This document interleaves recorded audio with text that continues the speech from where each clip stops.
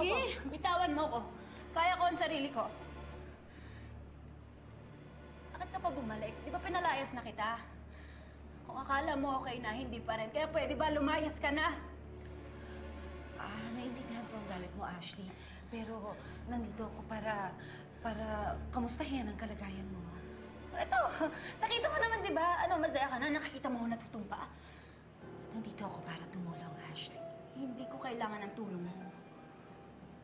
Napilayan lang ako at hindi ako lumpo, okay? Ayoko na ng paulit-ulit dahil alam ko naman hindi ka tanga.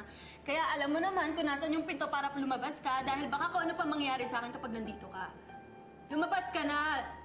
Sana naman mapatawad mo na ako. Wala namang gustong may mangyari ito eh. Sana maging katulad ka ni Diana.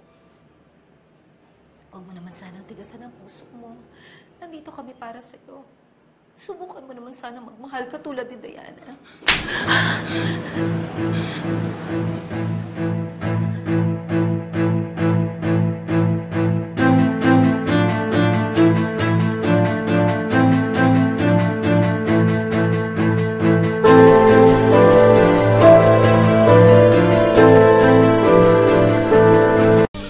Lakas naman ang loob mo na sabihin sa akin yan? Bakit? Sino ka ba para pagsalitaan ako ng ganyan tapos kinumpara mo ba ako kay Diana? Ano, bida na rin siya sa'yo? Siya na yung magaling? Siya na yung mabait? At kapal na mukha mo sabihin sa akin, hindi ako marunong magmahal, hindi mo ako kilala! Kilala kita, Ashley. Kilala kita. Alam ko kung nararamdaman mo. Alam ko kung ano ka at sino ka. Wala akong pakialam! Sa sarili ko kita, hindi ako nakilala. Ikaw pa kaya? Namatay siya nang hindi ko man lang naramdaman kung paano talaga siya magmahal. Mahal ka niya, maniwala ka. Pati ang kapatid mo si Diana, mahal na mahal ka. Tumahimik ka na. Total, tingin nyo naman sa akin, bato na yung puso ko, di ba?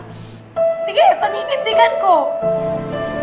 Kaya huwag na kayong umasa na magaling na Diana na yun, na magkakabati pa kami dalawa dahil para sa akin, patay na rin siya. Ano na tayong dapat pag-usapan? Kaya pwede ba lumayas ka na? Lumayas ka na! Ayoko na pa makita pagbumukha mo! Lumayas ka na!